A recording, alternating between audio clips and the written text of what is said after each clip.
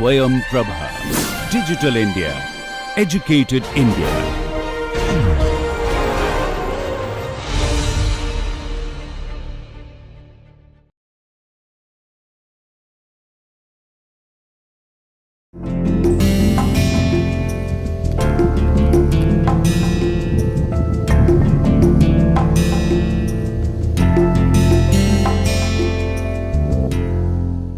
Okay, welcome back.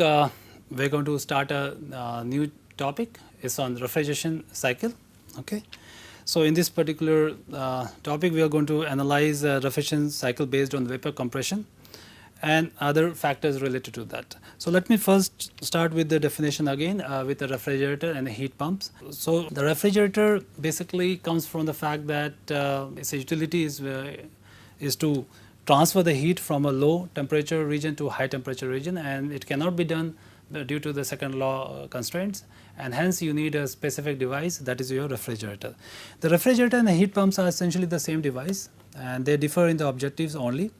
The refrigerator is mainly to have a cooling effect, and thus desired output is a cooling effect, whereas the heat pump has a desired output heating effect. Okay, so objective of a refrigerator is to remove heat from the cold medium, and the objective of the heat pump is to supply heat to a warm medium. Okay, and we have already discussed in our previous lectures the definition of coefficient of performance for refrigerator and a heat pump. Okay, so how do you operate refrigerator and a heat pump? Okay, as we discussed for the case of the vapor power cycle, we can start with the basic idea of a Carnot cycle, and in this case it will be a reverse Carnot cycle. So we can look at the basic philosophy of making use of a refrigeration cycle based on reverse Carnot cycle. Now we know that for the Carnot cycle yield the maximum thermal efficiency for a given temperature limit, and thus our idea here is to make use of Carnot cycle as a standard. Okay, and we can use this refrigerant, okay, saturation dome, and this is our Carnot cycle. Okay, so this is your Carnot cycle. So of course, the cycle has an evaporator, compressor, followed by condenser and a turbine. So this is a reverse process, a reverse cycle compared to that for power cycle. Now there are certain problems, and the problems are almost similar as we have noticed in our discussion of vapor power cycle, that for the case of 2-3, which is nothing but your compression, okay, and if you operate your Carnot cycle within the saturated dome of refrigerant, then you have to worry about the handling the two-phase system within the compressor. Okay, and that's one aspect of the problem. The other aspect is that when you consider turbine has difficulty in expanding mixtures, and that would be the case for 4-1. So 4-1 expansion of high moisture content is a concern, a difficulty to do that. Okay, so we may like to change this Carnot cycle such that some part operate outside the saturation dome, but the difficulties are same as we have observed for vapor power cycle. So for example, that if you want to maintain the isothermal condition at the boiler and evaporator, it will become difficult when you operate, for example, in this kind of situation where some part is outside, okay, such as condenser. Okay, so what is the alternative to get rid of all these issues? And the one couple of things which we can do is to completely vaporize the refrigerant, okay, before it gets to compressor, okay, which essentially means that what we can do, that this here would be a saturated vapor, okay, and now this is compressed, okay, goes to superheated vapor, and this would be completely condensed liquid, and we can replace a turbine by expansion valve, and this here would be your low quality mixture. Okay, so what we did is that we avoided the issue with the compressor by considering saturated vapor, okay, compressing to a superheated vapor. And then we also avoided the issue of turbine, where we replaced the turbine, which is more costly, by an expansion valve, okay, and this expansion, the purpose of making use of expansion can be utilized by an expansion valve as well. Okay, so this would be your ideal vapor compression refrigerator cycle. Okay, it should be noted that this will involve certain friction. Okay, and hence this cycle, which involves your expansion valve, is an irreversible process or irreversible cycle. Okay. So let me summarize what we discussed. So we are going to vaporize completely before the refrigerant enters the compressor, and then we will undergo the isentropic using the compressor. So if you put down the processes on a TS diagram, this is how it's going to look like. So you have 1 to 2 is isentropic compression, okay, followed by constant pressure heat rejection in a condenser. So this is 2 to 3. This is at saturated liquid, okay, and then it undergoes a throttling process 2 to 4, okay, in an expansion device, followed by a constant pressure heat absorption in an evaporator. So 4 to 1 is constant. That's how the whole cycle is. Now you may think that, you know, making use of turbine. So if you use a turbine, of course, it's going to be isentropic, and an ideal turbine will undergo isentropic expansion. That will be your 4 to 3. So this will be for your turbine, if you use turbine.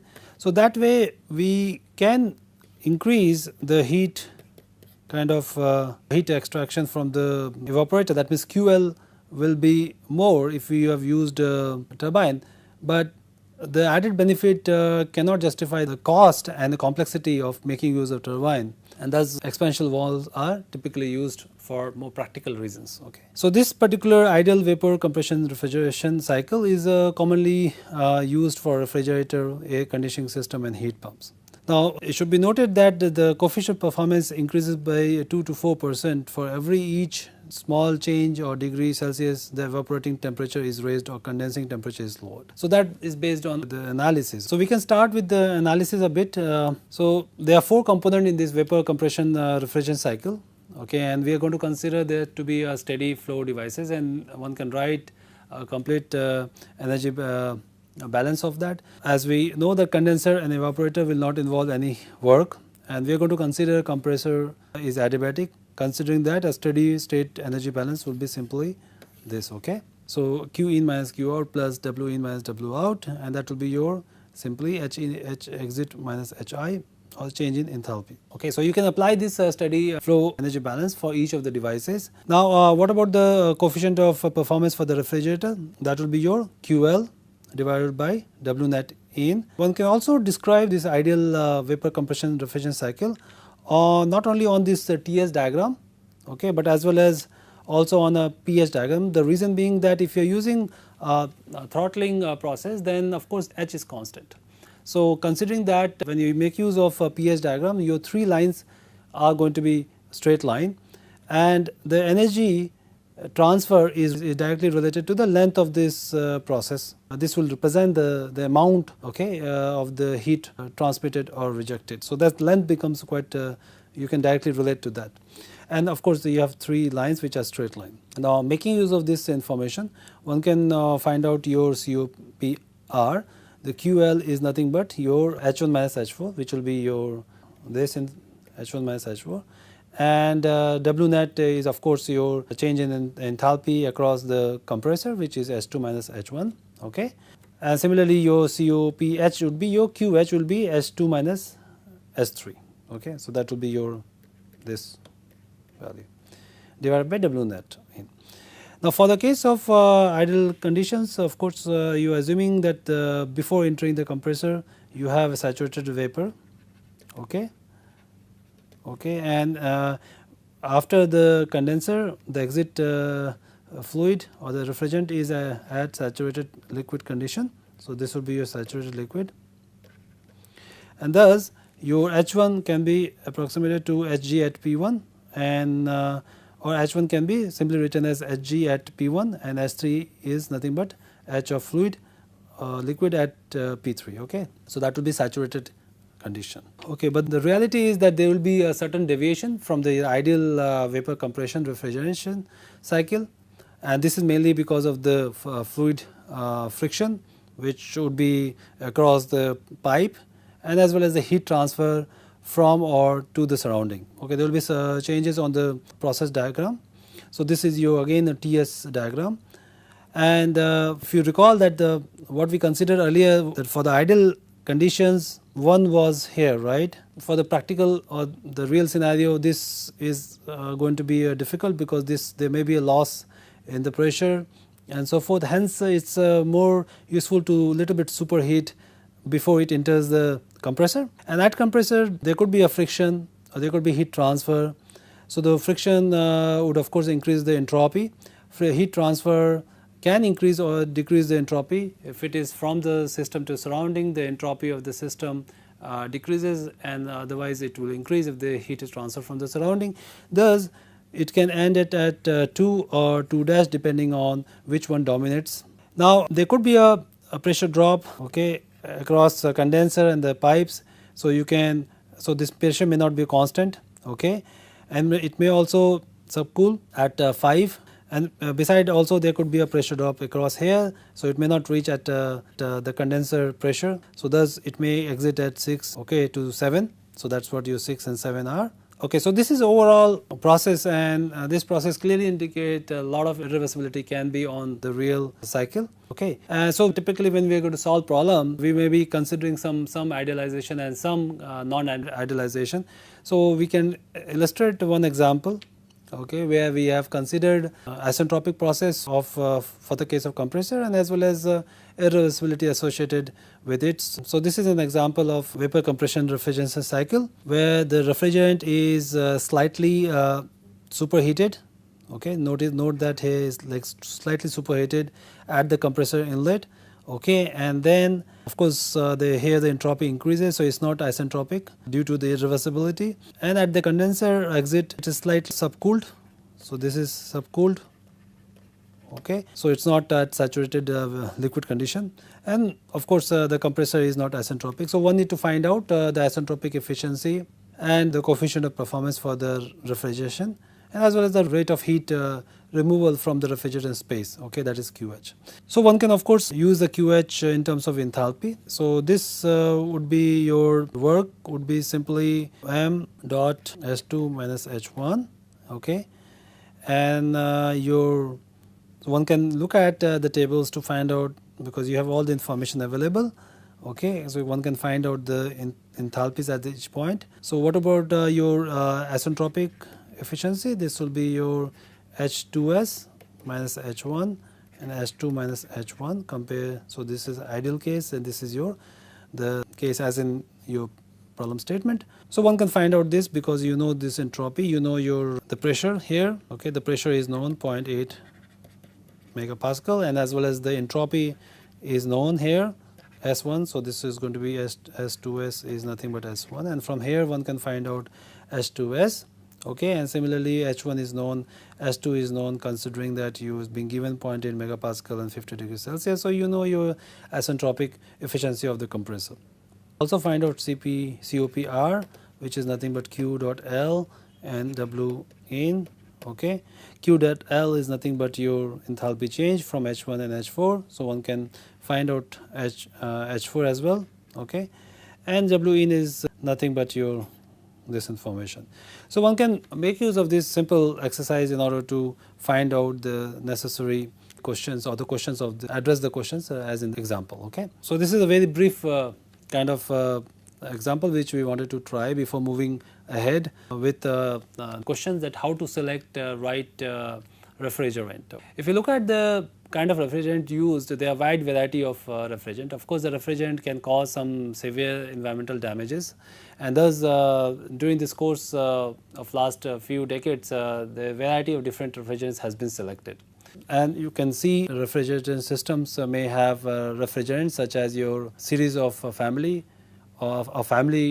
such as your chlorofluorocarbons, ammonia, okay, which is toxic, hydrocarbons, carbon dioxide, air, and even water.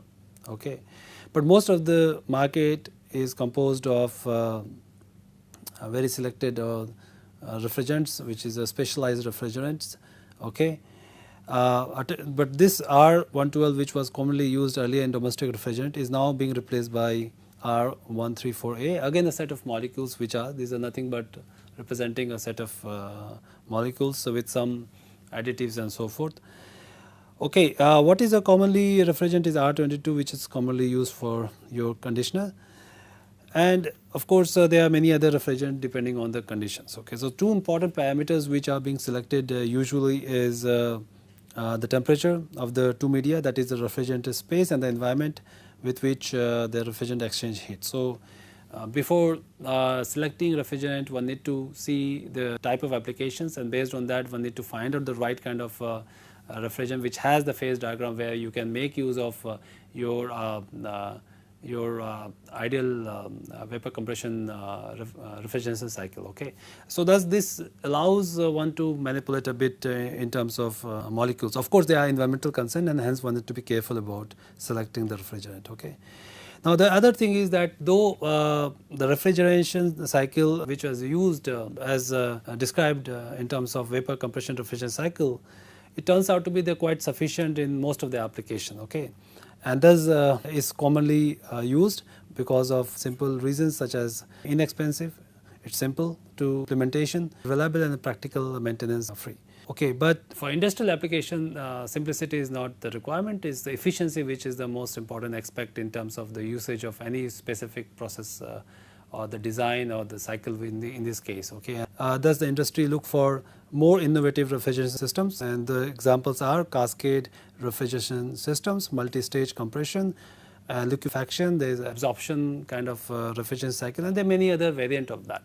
So we won't go into details of all this modification. Okay, the idea is to simply understand that you can modify it, okay, in order to achieve more efficiency, and this is something which we can illustrate by a simple example.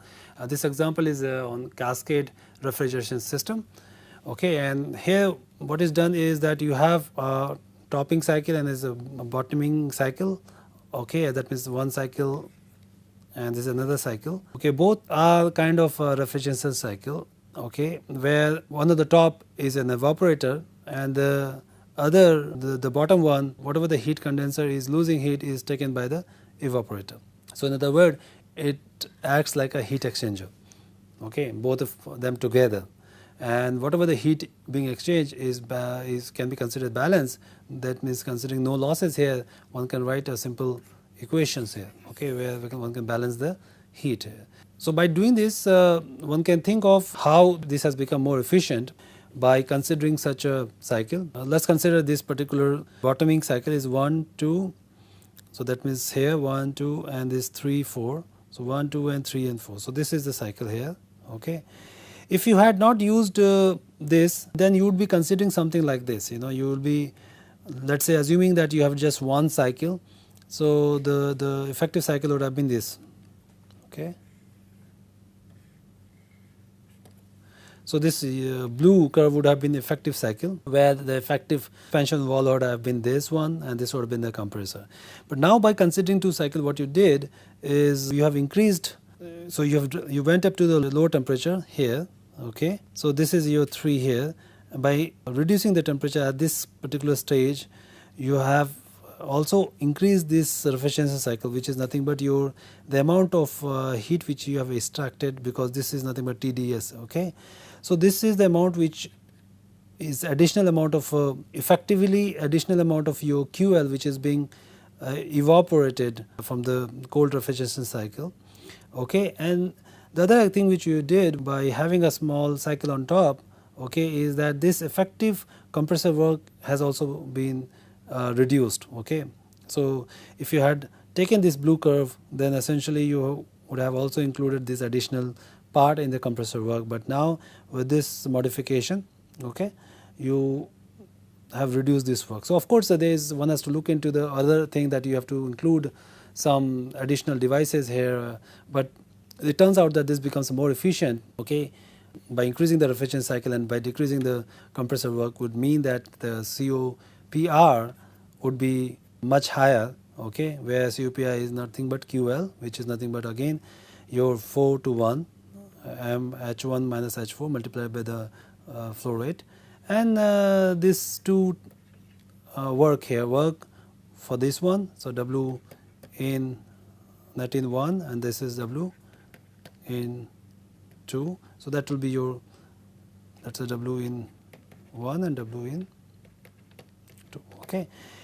Now it turns out that due to the efficiency of such a cascading kind of refrigerant cycle, there are systems which uses more than 3 also, okay, or more than 2 and 3 as well. Okay. So this is a simple exercise which tells you that there is alternative ways of modifying the refrigeration system in order to increase the efficiency. So it's just play with the phase diagram, play with this, how to make use of the temperature, as well as one can think of using different refrigerant where this could be more efficient. So this is the overall summary what we have gone through. It's a short discussion on the refrigeration system because more or less it's similar to power cycle, vapor power cycle.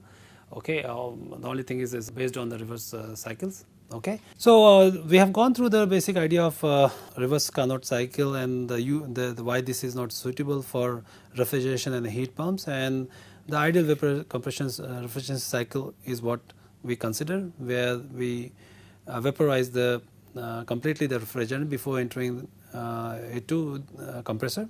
Okay, and what is a typical actual vapor compression refrigeration cycle? And the refrigeration itself, refrigerant variety of refrigerant, one need to think about the type, select it correctly based on the application. Okay, and in the end, there is a lot of prospect of innovating vapor compression refrigeration cycle, and one example we illustrated using cascading, but there are many examples which one can look at it and try to modify it in order to have higher COPR. Okay, so that will be the end of it. In the next lecture, we will start a new topic on thermodynamic property relations. Okay, so I will see you in the next lecture.